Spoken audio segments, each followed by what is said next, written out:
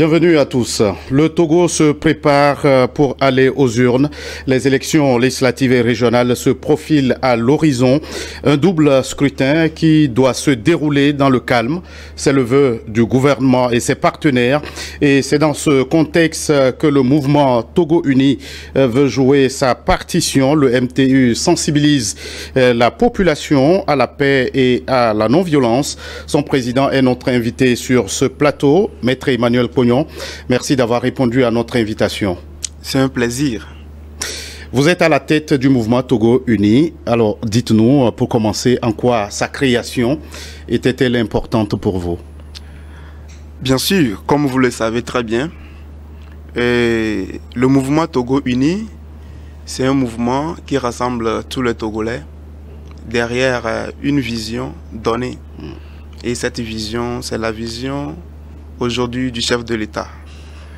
Et le mouvement Togo Uni, sa création, c'est d'apporter un plus à la jeunesse particulièrement et à certaines couches de notre population pour quand même apporter aussi leur contribution, leur part au développement de notre pays. On ne peut dire que le chef de l'État est le détenteur du tout pouvoir, mais il faut qu'on le suive. Des fois, il y a des oublis, il faut qu'on le rappelle, et c'est ce que nous faisons sur le terrain. Et c'est ce que vous faites sur le terrain. Qui sont les membres du MTU et comment ce mouvement est-il représenté sur l'ensemble du territoire national? Les membres du mouvement Togo Uni, c'est tous les Togolais. Et le Togolais qui désire être membre, automatiquement nous l'acceptons. Parce que nous sommes là pour le partage. Et nous sommes là pour construire le Togo. Et c'est le développement du Togo qui nous incombe. Aujourd'hui, je suis le président du mouvement Togo Uni. Je dois être en mesure de rassembler tous les Togolais derrière la seule vision qui est la consolidation de la paix, le vivre ensemble et le développement de notre cher pays, le Togo. Et vous êtes préoccupé, comme vous le dites, par la promotion de la paix et de la non-violence.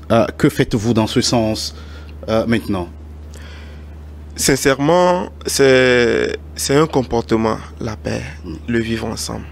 Nous devons quand même, à ce qui est de notre capacité, pour que ça soit le partage de tous les Togolais, pour que ça soit le travail quotidien de chacun de nous qui vivent quand même au Togo et Togolais d'ailleurs. Aujourd'hui sur le terrain, nous nous sommes acharnés à rappeler aux uns aux autres par nos actions, par nos organisations, par l'exécution de nos activités sur le terrain pour que le Togolais même quel que soit le lieu où il se trouve, puisse savoir qu'il est impliqué à accompagner son conjoint ou bien son voisin, qu'ils doivent être ensemble pour construire le pays. Et on ne peut pas construire le pays dans l'insécurité. On ne peut que rester ensemble et réfléchir ensemble et développer le pays. Il y a un État, il y a la Chine qui m'inspire beaucoup. Nous devons quand même aujourd'hui décider à construire notre pays ensemble. Et c'est des gens qui se mettent toujours en groupe, c'est des gens qui se mettent toujours en équipe, pas pour réfléchir négativement, mais pour l'intérêt général de leur pays. Et aujourd'hui, nous, sur toute l'étendue du territoire, nous sommes à pied d'œuvre par l'organisation des petits groupes. On a des bureaux dans chaque région, dans chaque préfecture, dans chaque canton, qui relèvent l'information. Ces bureaux-là sont aux côtés des citoyens pour leur ramener à ce qui est l'essentiel. Et l'essentiel, c'est de se mettre ensemble, c'est de se couder pour le développement de notre pays. Et cette démarche répond-elle à quelle nécessité du moment? Tout à fait. Je pense que présentement, dans la sous-région, il y a l'insécurité qui ne dit pas son nom. Et l'autre fois, j'étais à une mission hors du pays. Et pour rentrer au Togo, je me suis dit que non, je ne vais pas dormir dans le pays voisin, que je dois rentrer dans mon pays. Et ça sonnait 23 heures, minuit par là. Je vous dis qu'arrivé à un niveau donné, on me dit non, qu'il y a déjà une barrière, qu'à cette heure que je ne peux plus, que ma voiture ne peut plus rouler. J'ai dit non, et désolé. J'ai d'autres tâches à faire, j'ai d'autres travaux à accomplir dans mon pays le lendemain. Donc, j'ai fait à peu près 200 km comme ça pour rentrer dans 5KC. Aussitôt rentré dans 5KC, je vous dis que je suis devenu le plus heureux parce que je me suis senti en sécurité. Et de 5KC jusqu'à Lomé, étant donné que nous étions dans la nuit, mais il n'y a pas d'inquiétude.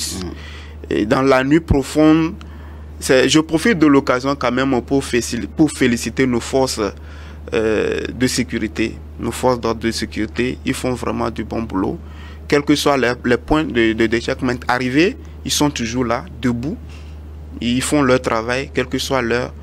Et je ne peux que les féliciter. Et juste pour dire que les défis sécuritaires auxquels nos pays sont confrontés doivent interpeller les uns et les autres, Monsieur Cognon. Alors, vous multipliez les activités et votre cible sont les jeunes. On se rappelle les galas de football, des occasions pour faire passer ce message, Monsieur Cognon. Tout à fait. Et c'est une organisation pour nous et nous nous sommes assignés cette tâche d'accompagner la jeunesse togolaise. Et nous avons mis certains moyens en place pour les accompagner. Et nous organisons des séminaires, des galas, des tournois de la non-violence. Et nous organisons également des séances de sensibilisation pour les édifier sur le vivre ensemble, ce cadeau précieux. Et surtout, nous avons également un président aujourd'hui au Togo qui nous inspire beaucoup dans le cadre de la sagesse. C'est un cadeau de Dieu.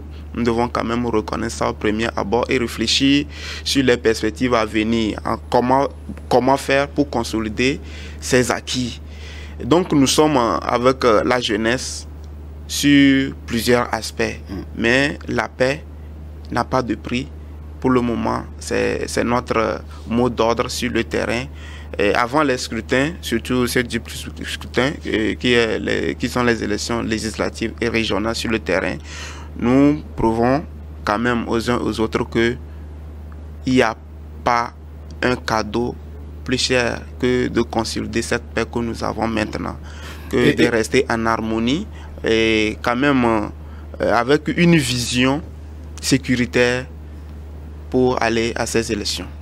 Comment mesurez-vous la responsabilité de cette jeunesse dans un pays en marche vers ce double scrutin dont vous parlez, les élections législatives et régionales? Tout à fait. Je peux dire que la responsabilité de la jeunesse aujourd'hui n'est plus à bafouer. Le Togolais, surtout la jeunesse togolaise, est édifiée maintenant sur beaucoup de choses et personne ne peut plus la duper. Et la jeunesse togolaise aujourd'hui est debout, pas pour faire une politique manipulée, mais pour le développement de son pays. Et c'est ce que nous voulons. Donc nous sommes là quand même pour les édifier sur les points essentiels, sur ce qu'ils doivent faire et sur le comportement surtout à adopter pour quand même rester dans l'idéologie de vivre ensemble pour construire ce qu'eux-mêmes ils aspirent.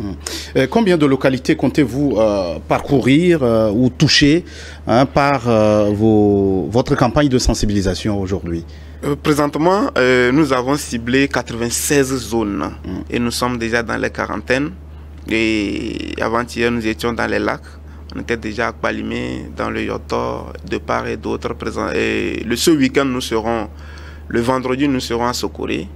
Samedi à Kara et nous allons monter dans les Pandjal et autres pour rester aux côtés de la jeunesse et de toutes les couches et les rappeler qu'ils sont des Togolais et qu'ils doivent quand même tout faire pour consolider la paix dans notre pays. Et ils doivent être notre source de vivre ensemble. Et chaque voix compte. Et chaque Togolais doit tout faire pour que la paix commence de chez lui. Est-ce qu'il y a des raisons particulières qui expliquent le choix de ces localités que vous allez parcourir, ou bien votre démarche répond juste à une volonté de ratisser large?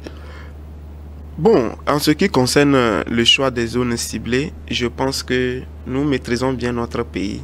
On sait les sources de violence et on doit quand même contrecarrer, on doit quand même tout faire pour que notre pays puisse être un havre de paix, puisse être comme le chef de l'État aujourd'hui, le chef de l'État, son Excellence Faure Sinagna de l'Aspi. Et nous avons ciblé ces zones par rapport à certains antécédents que nous tous nous savons très bien. On n'en a plus besoin. Et même si c'est petit, si c'est des choses à ne pas considérer, il faut qu'on arrête. Il faut qu'on cultive le vivre ensemble. Il faut qu'on mette quand même des garde-fous pour être aujourd'hui au Togo en paix, en toute convivialité, comme un village. Et nous allons transformer notre pays comme nous le voulons. Et c'est pour ces raisons, il n'y a pas quand même d'autres intentions. Alors, vous qui allez au contact de ces jeunes, est-ce qu'il y a des préoccupations qu'ils vous soulèvent? Tout à fait. Et la jeunesse est consciente. Et il nous soulève des cas que nous remontons également. Nous ne sommes pas là pour dire que nous sommes les détenteurs de tout pouvoir. Mais nous œuvrons ensemble avec les dirigeants pour que certains besoins de la jeunesse soient quand même travaillés, soient quand même exécutés, pour que la jeunesse ne soit pas aussi un aspirateur de gains faciles. Donc, je pense qu'aujourd'hui, à travers certaines de nos actions, il y a certains de nos dirigeants qui ont pris des mesures très idoines dans certaines localités que nous avons vraiment ciblées et proposées. Ils ont fait des actions là-bas pour accompagner la jeunesse. Et sur ces faits, maintenant, nous, on les rappelle que il faut adopter tel comportement pour le développement de vos différentes localités. Et face à leurs préoccupations, quel est votre leitmotiv? Je ne peux que les encourager à œuvrer pour la patience, à œuvrer pour de bonnes propositions, pour qu'ils puissent bénéficier quand même de leurs propres efforts. Il faut qu'ils se mettent au travail, et c'est par le travail seul que nous pouvons quand même construire notre pays. Vous avez évoqué les défis sécuritaires auxquels nos pays sont confrontés aujourd'hui dans la sous-région. Vous avez le sentiment que les jeunes peuvent jouer une partition, ou leur partition, aux côtés des forces de sécurité et de défense? Bien sûr, la jeunesse n'est aujourd'hui qu'un... tout se repose sur la jeunesse. Et je pense que l'avenir du Togo, c'est la jeunesse. Tôt ou tard, c'est la jeunesse de décider. Et c'est la jeunesse qui décide aujourd'hui également. Et je remercie vivement le chef de l'État qui donne vraiment une bonne place à la jeunesse aujourd'hui d'œuvrer pour le développement. Maintenant, en ce qui concerne les défis sécuritaires sur notre territoire national, et la jeunesse en général contribue beaucoup. Nous avons même mis en place un projet de lutte contre l'extrémisme violent et le terrorisme. C'est des choses sur lesquelles on ne va même pas quand même trop parler en tambour battant, mais c'est des choses, c'est des structures qu'on a mises en place et impliquer la jeunesse beaucoup en majorité pour qu'ils puissent savoir comment se comporter, comment travailler en synergie avec les forces de défense et de sécurité. Les forces de défense et de sécurité, nos FDS qui sont sur le terrain. Aujourd'hui, vous allez savoir, vous pouvez quand même, vous savez très bien que bien avant, il y avait certaines réticences au niveau de la population. L'éducation là a fait que il y a quand même un brassage maintenant. Il n'y a plus une question, mais je ne suis pas impliqué ou bien ça ne me concerne pas. C'est une affaire de tous. De tous. C'est ce que vous voulez nous dire, c'est votre appel. Maître Emmanuel Cognon, merci d'être passé sur ce plateau. C'est un plaisir. Merci à vous qui êtes resté en notre compagnie. À très vite pour un autre numéro de votre émission Focus.